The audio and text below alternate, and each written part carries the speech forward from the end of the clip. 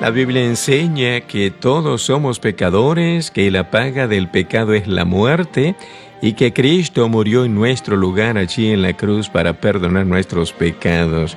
Gracias por acompañarnos. A continuación, el pastor Marcial Burgos estará enseñándonos de la doctrina de la salvación. Y el Señor promete salvar a todo aquel que cree, librarle del poder del pecado, de la muerte, de la condenación eterna. Escuchemos. En este día, comenzar una de las doctrinas más hermosas de la Escritura. Si bien todas las doctrinas son maravillosas, pero yo creo que esta doctrina es el eje principal del obrar de Dios para con los hombres, si vamos a hablar acerca de nuestra salvación. O vamos a comenzar a hablar, como siempre decimos, ¿cierto? En un culto de una hora no podemos, sino llevaría mucho tiempo, en el tiempo, valga la redundancia, tocar todos los aspectos de las doctrinas, pero no podemos ahondar muchísimo, pero sí quisiera yo poder tocar algunas partes fundamentales de lo que es nuestra doctrina de la salvación, lo que se entiende por la soteriología. La soteriología, que es el estudio de la salvación, es un estudio importantísimo para nosotros los hijos de Dios. Cuando hablamos de salvación o de soteriología, lo que estamos hablando es precisamente del estudio sistemático de las verdades bíblicas que tratan de la salvación, la regeneración, la justificación, la adopción y la santificación. Cada una de esas palabras, que son palabras con una carga doctrinal muy profunda, vamos a ir desarrollando hoy día, porque hoy día vamos a ir haciendo una introducción, sentando las bases básicas, por así decir, de lo que implica o lo que significa la salvación, pero tanto la regeneración, justificación, adopción, santificación, son palabras que de alguna manera vamos a ir tratando y que es importante que nosotros como iglesia podamos entenderlas. La justificación, la adopción, santificación del ser humano, gracias a la obra vicaria de Cristo, son parte de nuestra salvación y son cuestiones que a veces nosotros no tratamos. Cuando hablamos de esa obra vicaria, estamos hablando de Cristo como nuestro sustituto. Este es el tema mayor de la Escritura, abarca desde la eternidad, o sea, si nosotros pudiéramos poner como un abanico, como un punto de inicio, un margen, que es imposible, abarca desde la eternidad, por lo tanto ya no tiene margen, porque cuando hablamos de la eternidad, nosotros para aterrizarlo un poco tenemos que hablar de la eternidad pasada y futura. Y en cierta manera, como para entenderla humanamente, nosotros tenemos que pensar que el tema de la salvación abarca desde la eternidad pasada hasta la eternidad futura y todas las edades de la existencia humana. Ese paréntesis que se llama la existencia humana dentro de esto que es el universo y la eternidad, ¿no? Donde Dios crea lo que nosotros conocemos como tiempo y introduce su creación en este lapsus, por así decir, y luego, ¿cierto?, nos llevará a esa eternidad gloriosa. Alcanza las esferas humanas en todos los aspectos, es decir, todas las esferas humanas. A veces, ¿cierto?, nosotros tendemos a hablar de la salvación del alma. Los creyentes tienden a hablar de la salvación del alma o de una salvación únicamente espiritual, o pensamos en la salvación en términos únicamente celestiales, pero cuando hablamos de salvación, Dios quiere salvar íntegramente al hombre.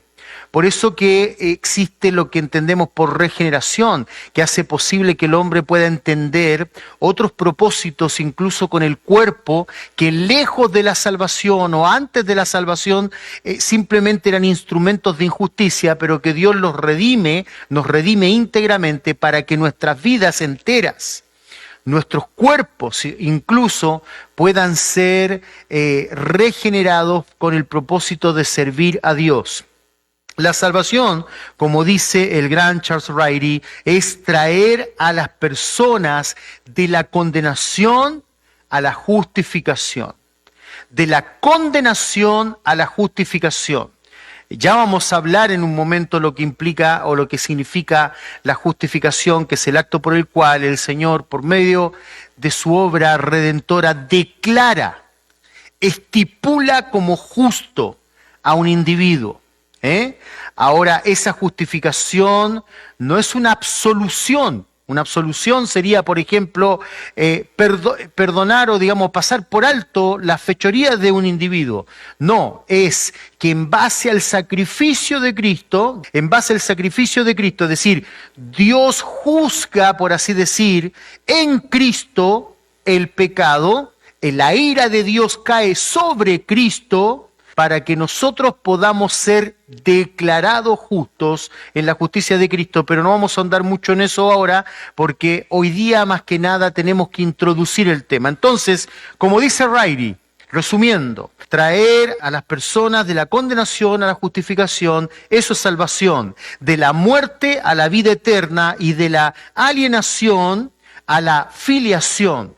Es decir, estar totalmente separados, enajenados de Dios, a tener comunión. Comunión implica tener comunión de mente, tener comunión de corazón, tener comunión de voluntad. El hombre no tiene ni la mente de Dios, por lo tanto solo piensa en el mal, no tiene el sentir de Dios, por lo tanto sus sentimientos solo lo llevan al mal y por ende sus acciones son siempre corruptas. Pero la idea de la salvación es sacar al hombre de esa alienación a la filiación, es decir, a tener comunión, a tener filiación con el hombre. Y al tener filiación con el hombre puede llegar, ese hombre perdido, caído en el mal, 100% corrupto, puede llegar a pensar de la manera que Dios quiere que piense, a sentir y actuar de esa manera. ¿Qué quiere decir esto en otras palabras?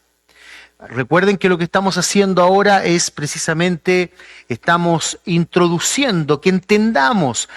En el fondo todo creyente entiende lo que significa la salvación, pero lo que estamos haciendo es ahondando los conceptos para que nosotros podamos disfrutar mucho más, valorar mucho más, comprender y comunicar de una forma más efectiva lo que significa o lo que implica cuando hablamos de salvación. En breves palabras o en simples palabras, ¿qué significa todo esto que hemos dicho? Es rescatar al individuo de su justa condenación, la ira de Dios, en el infierno.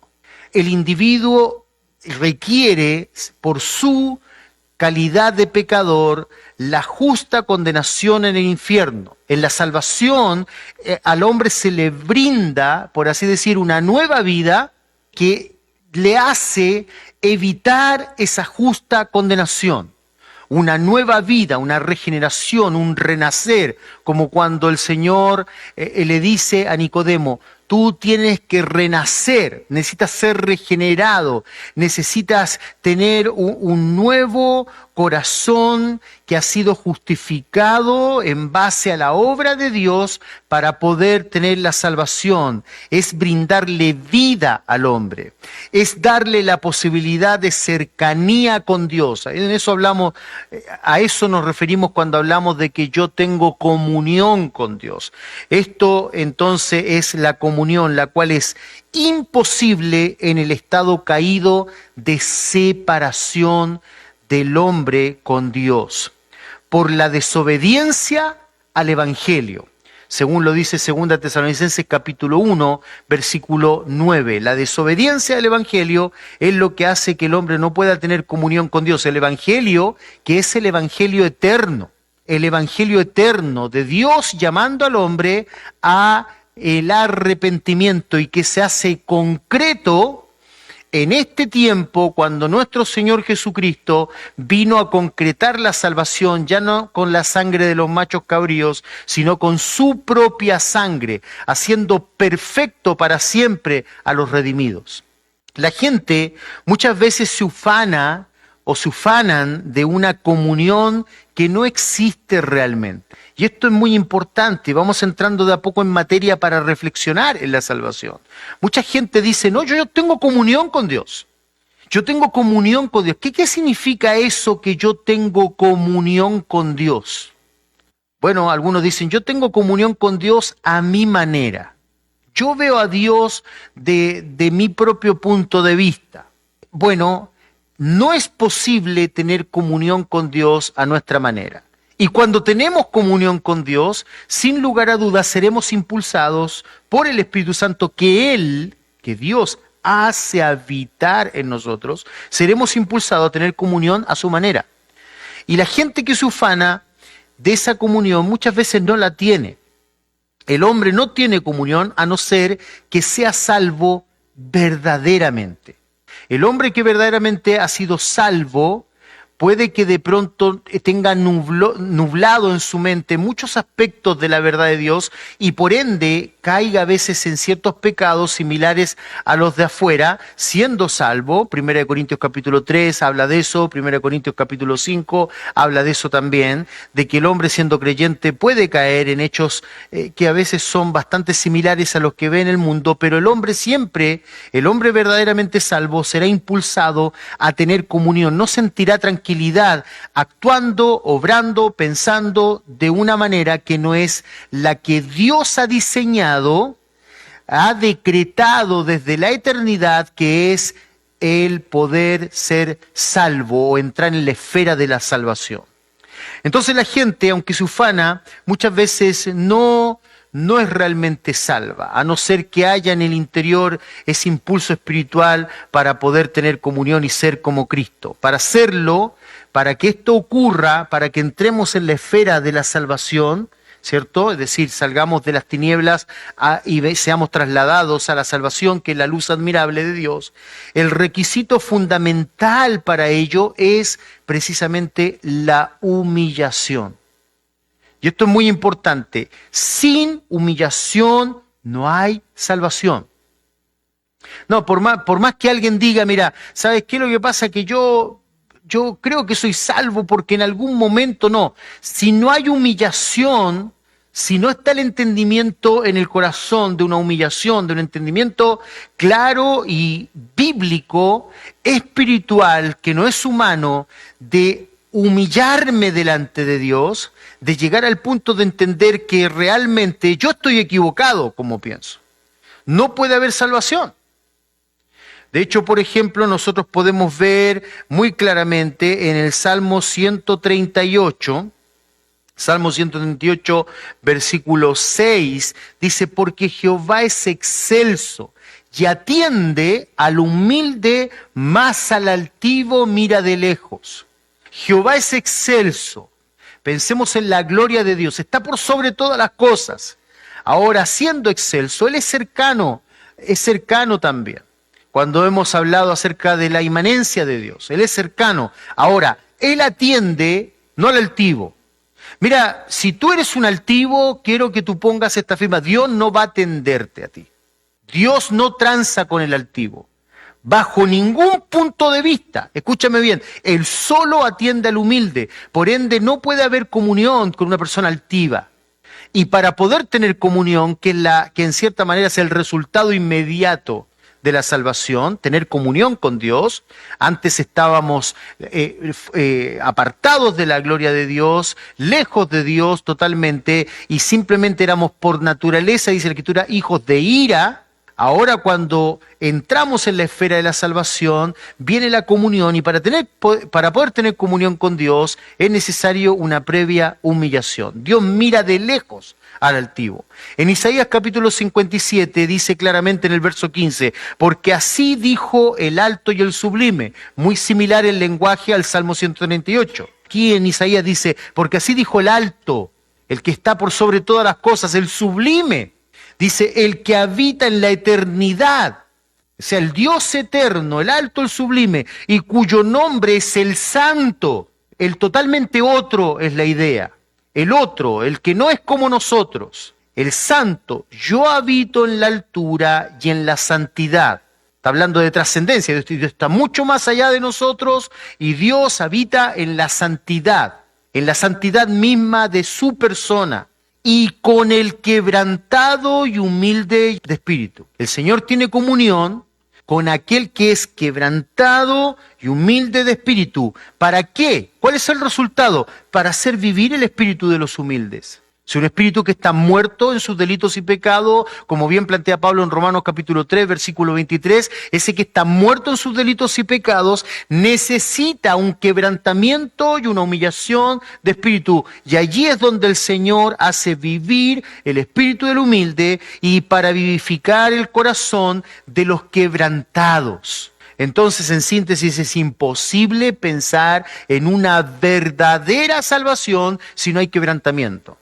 Por lo tanto, sin arrepentimiento, y eso es arrepentimiento, no necesariamente una persona tiene que venir arrastrando hacia adelante de un púlpito pidiendo salvación, aunque muchas veces puede llegar a pasar eso.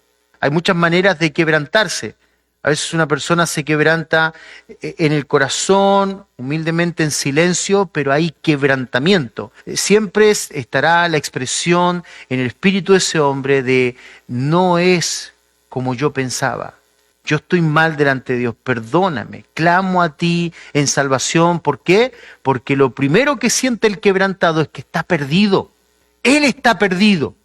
No hay salvación sin quebrantamiento. No pensemos en el quebrantamiento simplemente en llantos de grito, aunque pueda haber un quebrantamiento de esa manera, por cierto, como también puede haber una falsa humillación de esa manera, tratando de evitar algo o tratando de mostrar algo. Pero el quebrantamiento puede abarcar también una persona que irrumpa en llanto, sí, por cierto, pero también en el silencio puede haber quebrantamiento.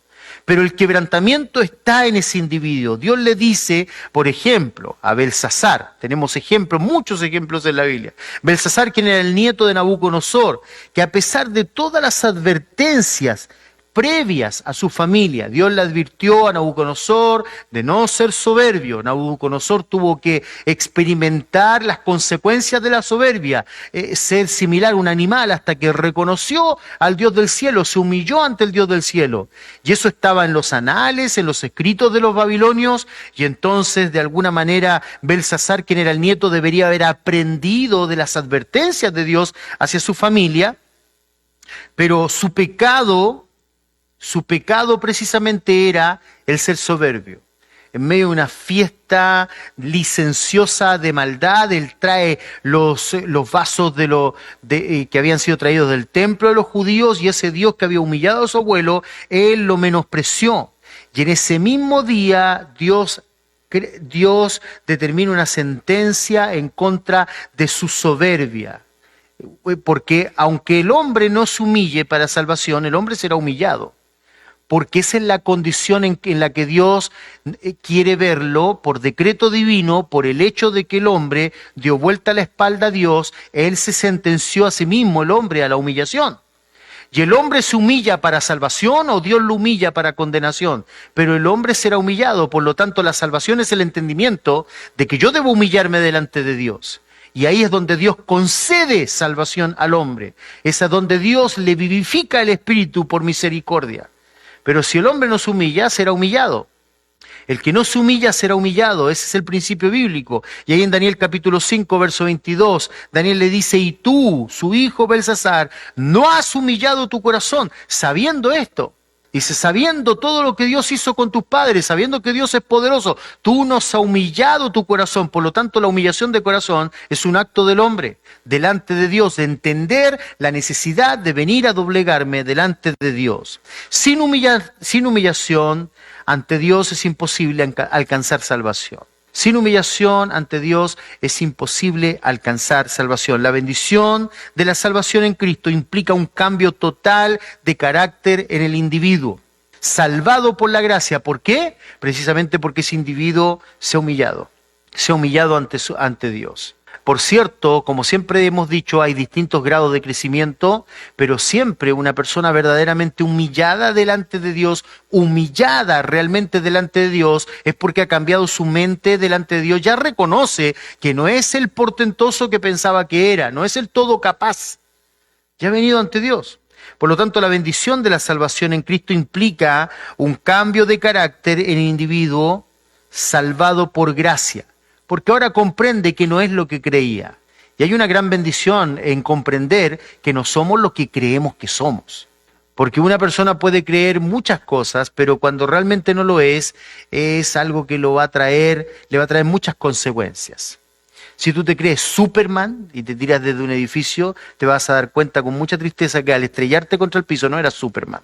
Y los hombres a veces creen que son algo que realmente no son, solo para aterrizar de golpe contra el piso. Como dice una vez más el gran Charles Riley, dice, número 1, al momento de creer, uno fue salvo de la condenación del pecado. Como bien lo plantea toda la Escritura, por ejemplo en el Nuevo Testamento, Efesios capítulo 2, verso 8, Tito 3, 5. En segundo lugar, ese creyente también está siendo salvado del dominio del pecado y santificado y preservado, como dice Hebreos capítulo 7, versículo 25, donde la palabra clave es intercesión. Dios está intercediendo. Por un lado, hemos sido salvos de la condenación del pecado cuando venimos a la salvación, y el ser humano va siendo salvado diariamente.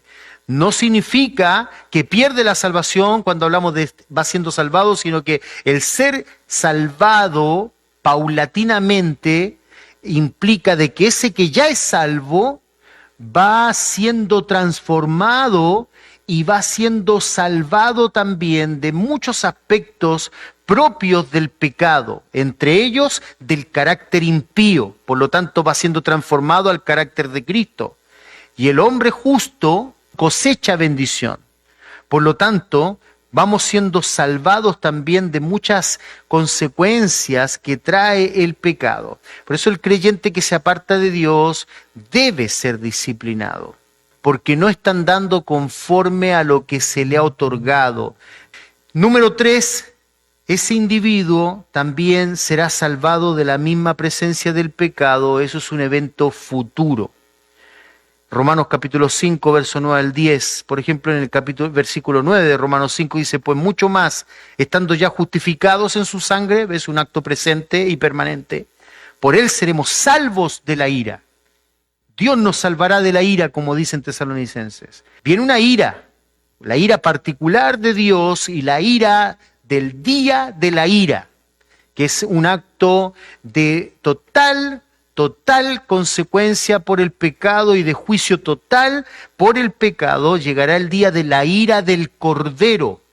Y dice la Escritura, ay, y en ese día, ¿quién podrá mantenerse en pie?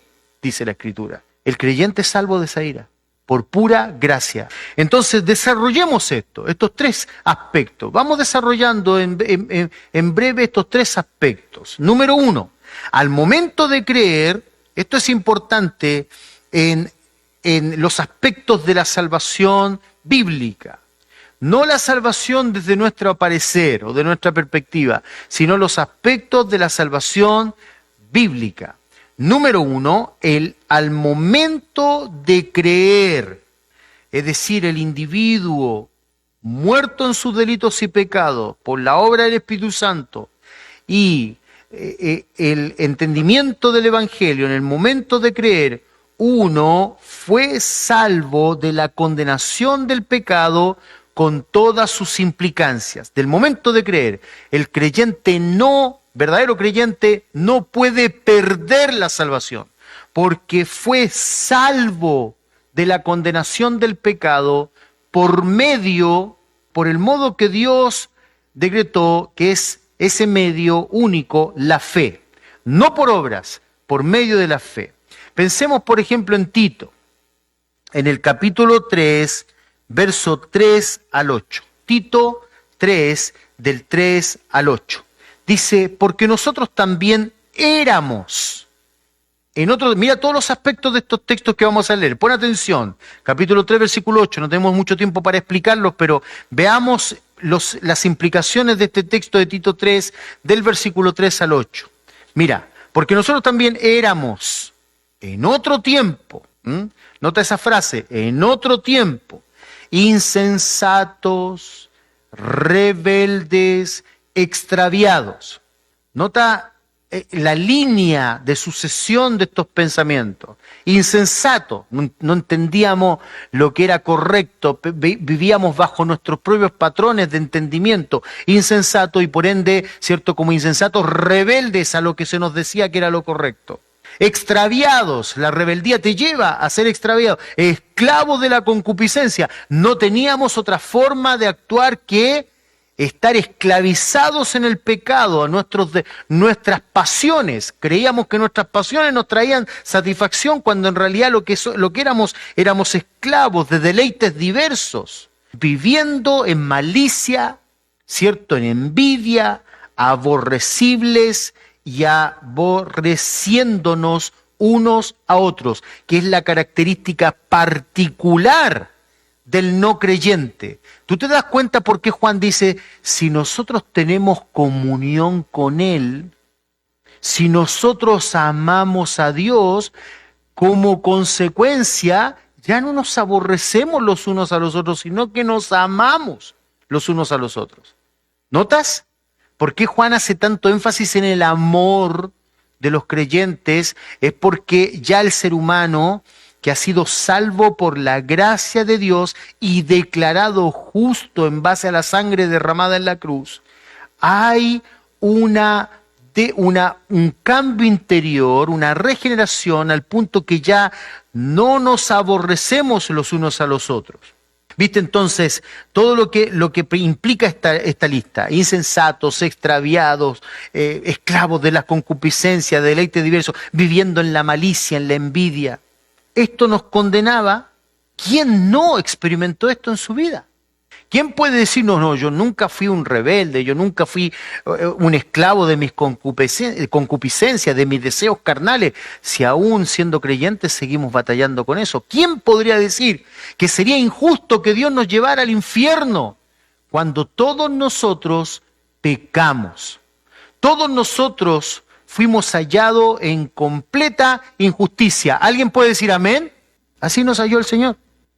Pero, una vez más, los peros preciosos de la Escritura, verso 4, pero cuando se manifestó, esto es en la primera venida de Cristo, ahora Pablo nos refiere a Cristo, la bondad de Dios, nuestro Salvador, Dios enviando a su Hijo, enviando Dios nuestro sóter, literalmente la expresión allí, nuestro sóter, de ahí viene soteriología, Dios nuestro Salvador y su amor para con los hombres nos salvó, una vez más, la palabra sóter, y ahí, por ejemplo, es muy importante la gramática, porque esa palabra nos salvó es un indicativo aoristo activo.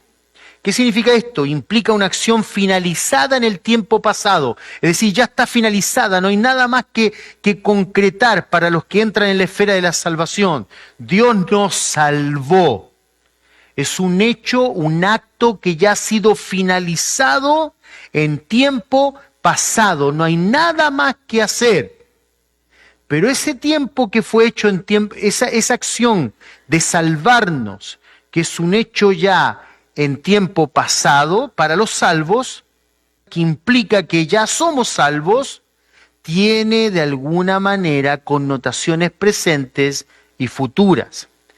Nos salvó, totalmente salvados, no por obras de justicia que nosotros hubiéramos hecho o en dependencia de esas obras de justicia que nosotros hubiésemos hecho, sino por su misericordia, por el lavamiento de la regeneración y por la renovación. Nota esto, mira la implicación, sino por su misericordia, su misericordia.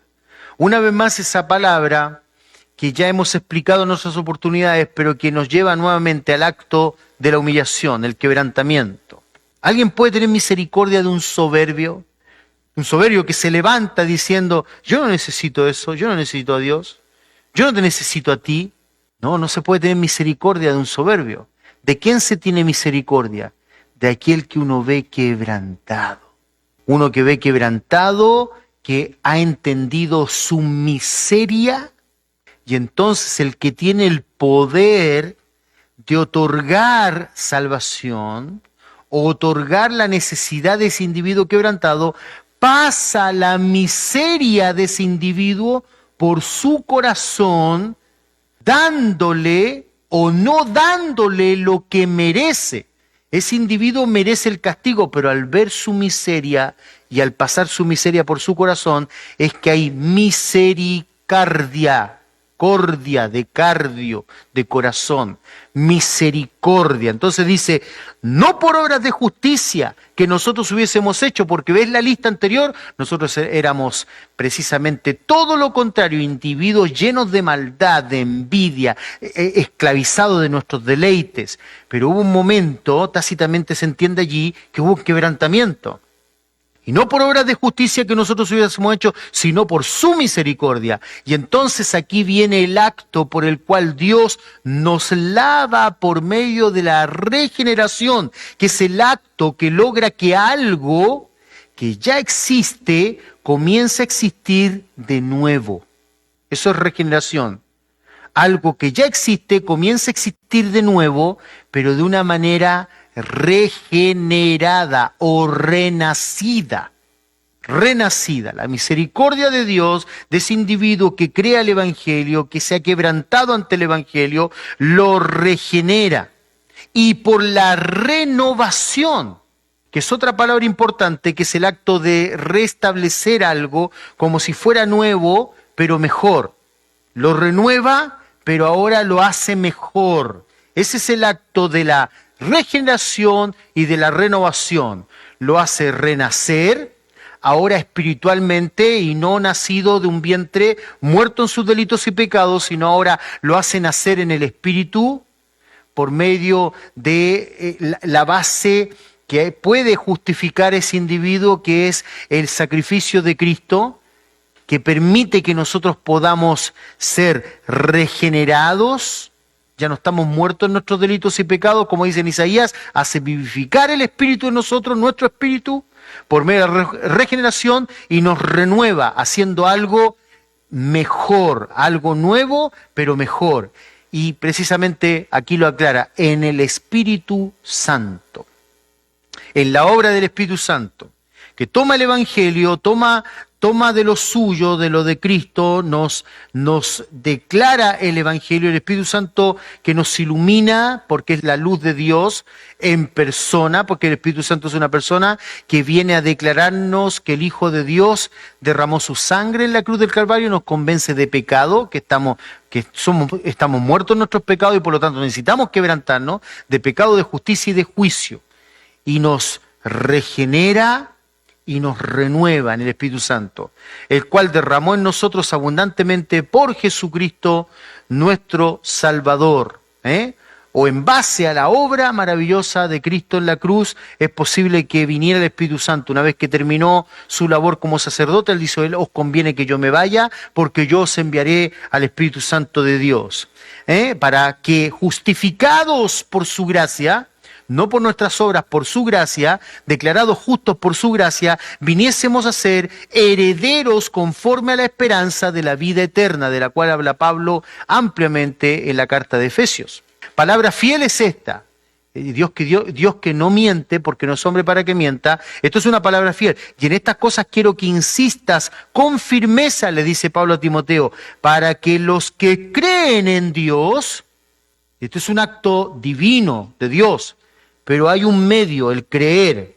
Ahora, este creer aquí, en gramática, es un participio perfecto activo, que describe un acto pasado con resultados permanentes.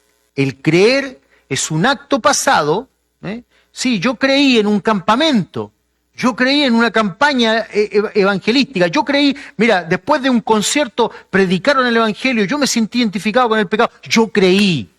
Bueno, este es un participio perfecto activo que implica que eso que tú dices que sucedió en tu vida, es un acto pasado, tal día, no me acuerdo bien la fecha, pero fue tal día, es un acto pasado que hoy tienen resultados permanentes y que transforman en un estado establecido del ser.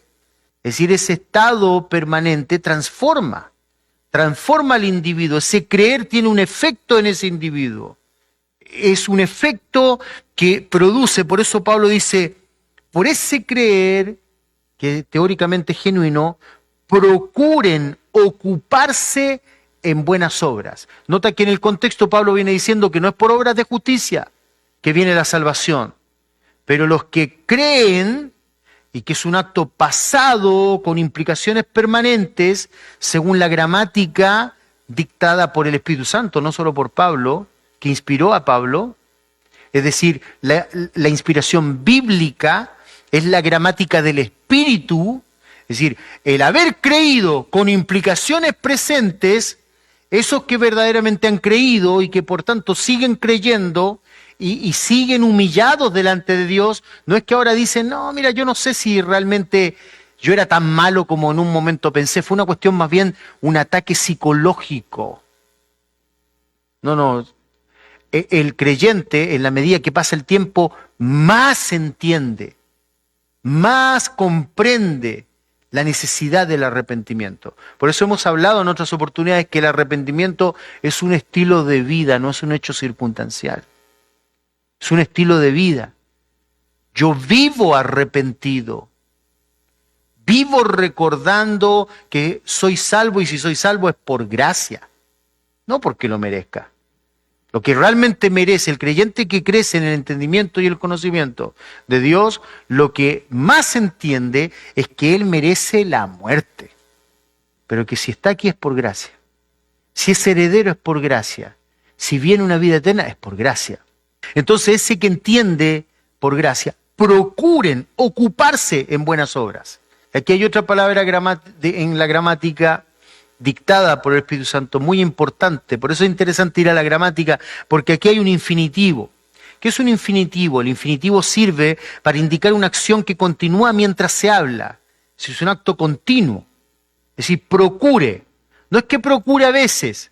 No es que sí, yo procuré ayer, pero no. El mandato aquí es procurar constantemente. El creyente vive en este entendimiento. El creyente que ha creído verdaderamente, que sabe que él ha sido salvo por gracia, que sus obras de injusticia, lo único que lo llevaban a la condenación, el que cree, ¿cierto?, sigue siendo motivado por el Espíritu, y esa motivación del Espíritu le lleva y le debe llevar, porque obviamente, ¿cierto?, esto es un acto de obediencia, le debe llevar a procurar buenas obras.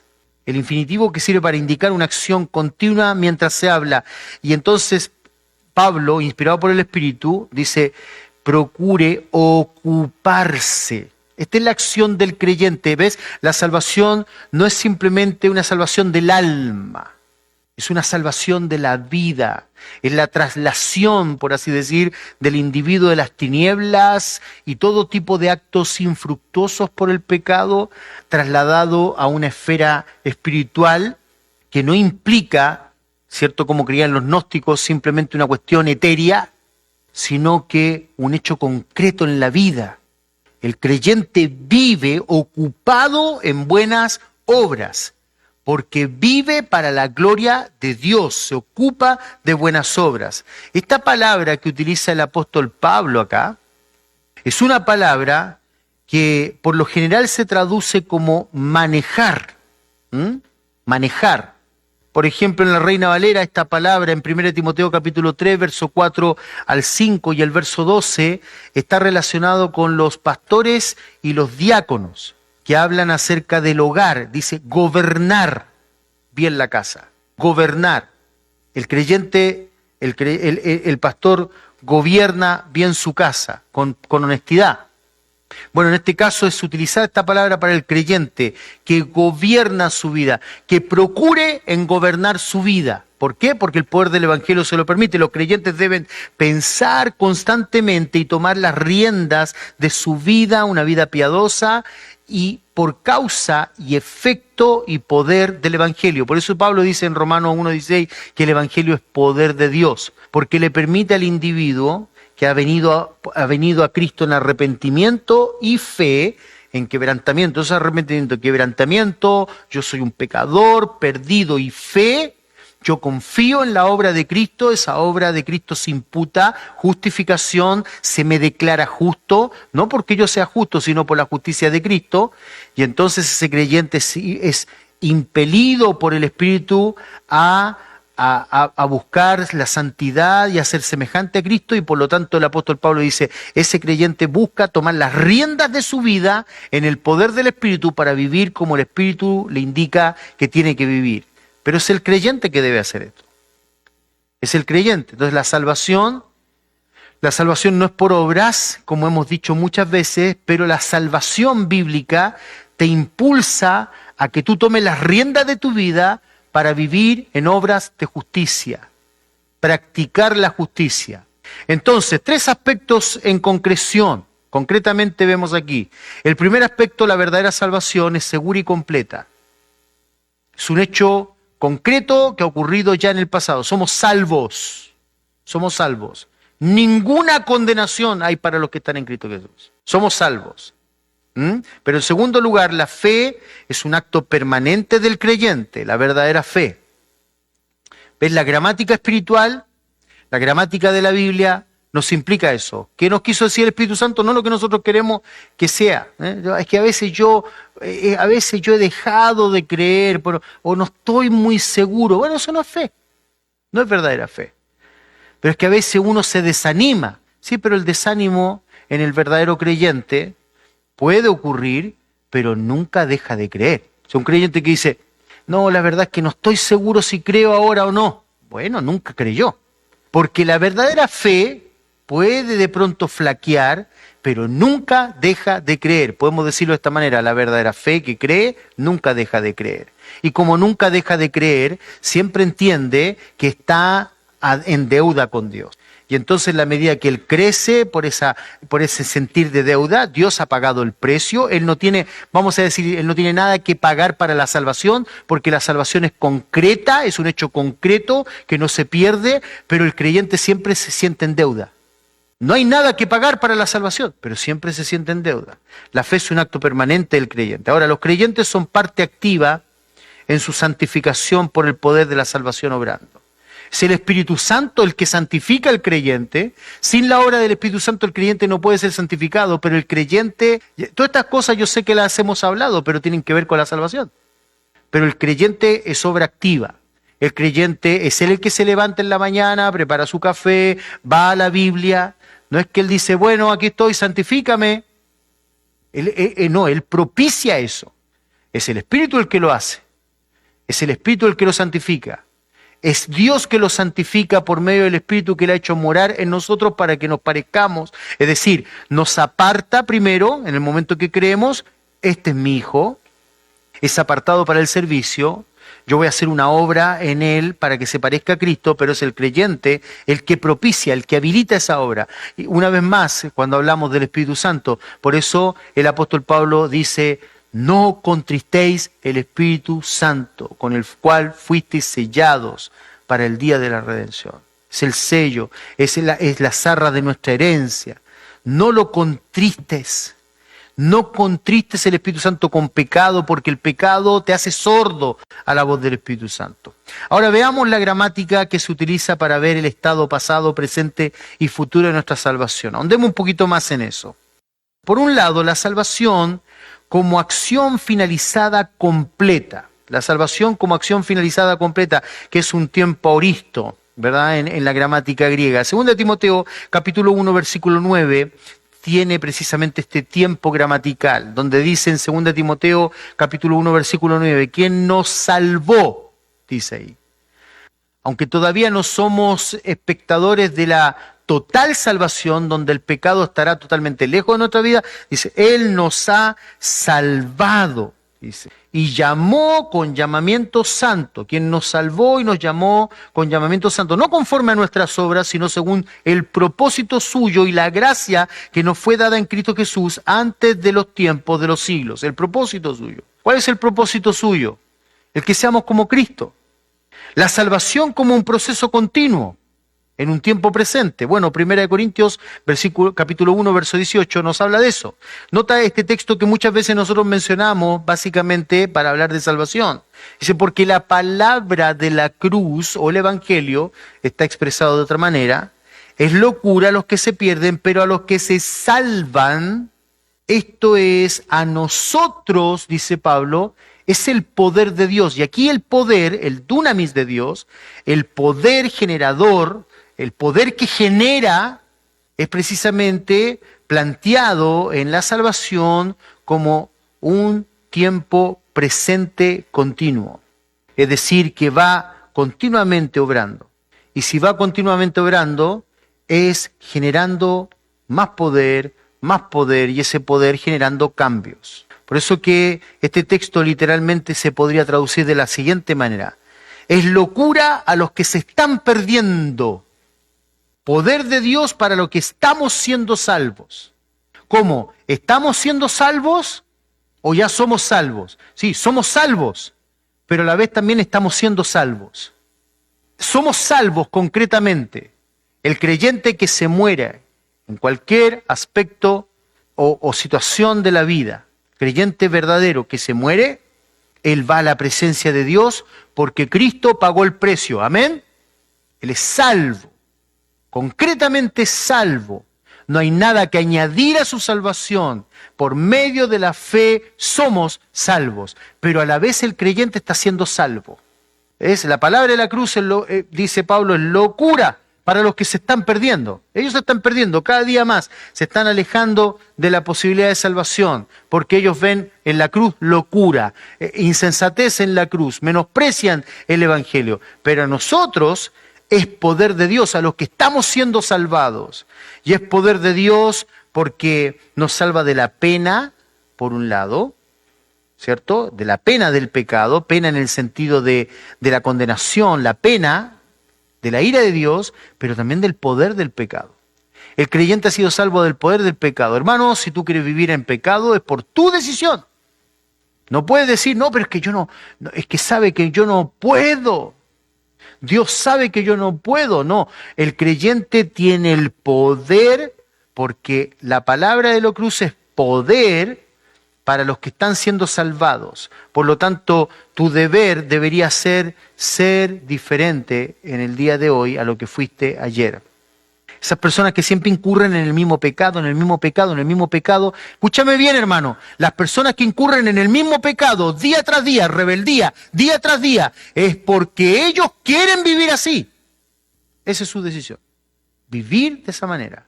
Cuando venga la justa disciplina de Dios, no digamos, es que Dios no podía. Esa es mi decisión. Porque el poder del pecado ha sido vencido por Cristo en la cruz, para que no vivamos en los deseos de la concupiscencia, las malas decisiones, sino que vivamos como quienes somos, hijos de Dios. La salvación como una realización futura, es decir, de un tiempo futuro, también se aprecia en la Escritura. Se aprecia perfectamente en la Escritura. Es decir, por un lado, tenemos el aspecto concreto de la salvación. El que cree ha sido salvo. Si tú recuerdas en un momento, ¿cuándo fue que fuiste salvo? En algún momento de tu vida donde hubo arrepentimiento, quebrantamiento. Bueno, el diablo que no susurre si verdaderamente fue genuino eso, porque tú sigues creyendo, porque la verdadera fe creyó y sigue creyendo. Fue un hecho concreto. También el creyente, por ese seguir creyendo, busca una vida de santidad en el poder, pero una cosa que nos alienta, porque a veces caemos en pecado. Todos nosotros caemos en faltas y necesitamos de la gracia de Dios. ¿Amén? Bueno, un día eso ya no existirá más, porque la obra de Cristo es tan perfecta, que Él nos ha librado de la pena del pecado, del poder del pecado. Esa es la salvación verdadera bíblica. Un día nos librará de la presencia del pecado. Y eso es lo que anhelamos. ¿Tú anhelas eso, hermano? Uy, ¿cómo anhelamos eso? Entonces dice 1 Corintios capítulo 3, verso 15. Si la obra de alguno se quemare, él sufrirá pérdida en cuanto a sus obras. Si bien él mismo será salvo. ¿Cómo? ¿No es que ya somos salvos? Sí, somos salvos. Del momento que creemos, somos salvos. Es una salvación concreta. Estamos siendo salvados. O sea, ¿implica que puedo perder la salvación? No, porque ya soy salvo, ¿ves? Aquí está la base. Este es el ancla. Nuestra fe es el ancla. Yo soy salvo, pero a la vez también estoy siendo salvado para que se muestre, por así decir, mi salvación a través de mi vida. Día a día yo voy siendo salvado del pecado, es decir, los actos que yo cometí ayer ya no los tengo que cometer hoy, porque yo por medio de la lectura de la palabra, del poder del Espíritu, aplicando su palabra en mí, Él me va haciendo cada vez como Cristo, pero lucho con el pecado, miserable de mí, lo que no quiero hacer eso hago, pero tranquilo, dice Pablo. Un día Dios evaluará nuestras obras. Sí habrá lágrimas, por algo dice la Escritura que Él enjugará un día toda lágrima. ¿Hay lágrimas en el cielo? Bueno, Él dice que Él un día las enjugará, porque habrá muchos que dirán, ¿cómo pude ser que no utilicé más lo que Dios me dio? Al ver la presencia maravillosa del Señor, ver su rostro, ver, como dice el himno, ver su rostro, ¿qué será? Bueno, va a ser algo maravilloso, pero también tremendamente conmovedor y tremendamente, por así decirlo, exhortador. ¿Cómo no hice más por Él? Mira, ahí está el Señor, ¿cómo no hice más por Él? Y Él mirará nuestras obras, algunas se quemarán, si bien Él mismo será salvo. ¿Por qué? Por el hecho concreto que nuestra salvación es concreta. Él está trabajando en nuestra vida, nos va salvando, pero como somos salvos, Él mismo será salvo, aunque sí como por fuego. Lo mismo plantea Pablo en 1 Corintios 5:5. Por eso la carta de Corintios, alguien podría decir, uy, la carta de Corintios, una carta donde los creyentes se portan tan mal. ¿Para qué está esa carta? Yo no quisiera ver esa carta, una carta maravillosa, porque nos hace entender que la salvación no depende de nosotros, aunque nosotros depende de que seamos cada vez como Cristo, pero aún el que seamos como Cristo es una obra del Espíritu Santo que nosotros propiciamos. La salvación en un estado completo o en todos sus aspectos, por así decir, es el poder de Dios. Somos salvos de la ira del pecado por el poder de Dios, estamos siendo salvados por el poder de Dios y un día estaremos en la presencia de Dios por el poder de Dios que nos resucitará, así como resucitó a Cristo de entre los muertos. Amén. Salvos. No podemos seguir avanzando acá, pero sí esto nos debe exhortar, nos debe animar a vivir como Cristo, a examinar nuestras vidas en esta poderosa salvación y decir, ¿cómo voy a estar viviendo como si no fuera salvo?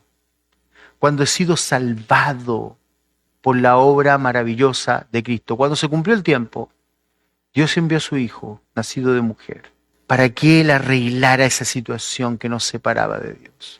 Una pregunta, mi amado hermano o amigo que estás aquí presente. ¿Eres salvo? ¿Eres salvo? ¿Eres salvo de la ira de Dios? Porque tú puedes venir a Él verdaderamente hoy, porque su brazo no se ha cortado para salvación. La Biblia dice, todo aquel que cree tiene vida eterna. ¿Amén? Ven, humíllate ante Dios, si no es así. ¿Cómo puedo saber, pastor, si soy salvo? Si no fue una emoción, ¿sigues creyendo? ¿Cómo puedo saber, pastor, que no fue una emoción? Hay un deseo en tu corazón, ser como Cristo, porque eso es lo que el Señor impulsa. No estoy diciendo que seamos perfectos, porque si alguno dice o se cree perfecto, dice que no tiene pecado, el tal es mentiroso y la verdad no está en él. Pero si confesamos nuestros pecados, si decimos lo mismo que Dios, si llegamos al punto de decir, no, realmente yo, a veces me cuesta tanto, pero realmente yo no quiero ser así. A veces es la obra del Espíritu que está queriendo santificarte. Es la obra poderosa de Cristo, que para el hombre es locura, pero para nosotros es poder de Dios, para los que estamos siendo salvados. Yo he sido salvo de la condenación del pecado porque la salvación de Cristo es perfecta. La sangre de Cristo es perfecta. No hay pecado en Él que ponga en duda su sacrificio perfecto. La obra de los corderos antiguos testamentarios eran de alguna manera una forma en que Dios pasaba por alto ciertas cosas. Pero cuando vino el cumplimiento de los tiempos, el Señor puso a su propio Hijo como el Cordero de Dios, una vida perfecta, santa, sin pecado, que hizo perfecto para siempre a los santificados en Él. Él nos está santificando. En cierta manera, Él nos está salvando constantemente. Pero ya somos salvos. ¿Experimentas eso en tu vida? Para tener la tranquilidad y la esperanza gloriosa de un día estar delante de Él y que Él no te diga, apártate de mí, no te conozco, yo nunca te salvé, por ende nunca hubo en ti el deseo de santidad, no me perteneces, aléjate de aquí, eres un hijo de ira, condenado por la eternidad. Pero hoy el Señor extiende sus manos y te dice, ven, sean salvos en mí, todos los términos de la tierra. Oremos. Padre Señor, nuestro. Si hay alguien aquí que nunca antes ha experimentado el poder de la salvación, en arrepentimiento y fe, oh Dios, obra en tu espíritu, salva hoy. Salva como solo tú puedes. Convence de pecado, de justicia y de juicio, precioso Espíritu Santo. Tú que eres la tercera persona de la Trinidad y igual en dignidad que el Padre y el Hijo. Salva, Jesús. Salva por medio de ti. Y Señor, aquellos que somos salvos por medio de la fe, que creemos firmemente en ti, ¿a quién iremos? Solo tú. Señor, continúa transformando, salvando nuestras vidas del pecado, porque ya somos salvos y un día disfrutaremos totalmente de esa salvación. Oh Dios, obra en el nombre de Cristo. Amén y amén.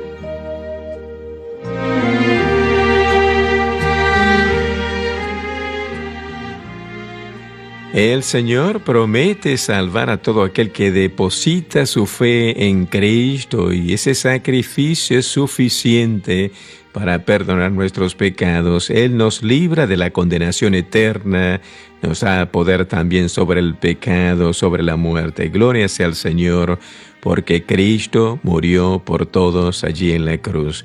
Si usted tiene duda, tiene preguntas en cuanto a su destino eterno, hable con nosotros en la página bbnchat.org,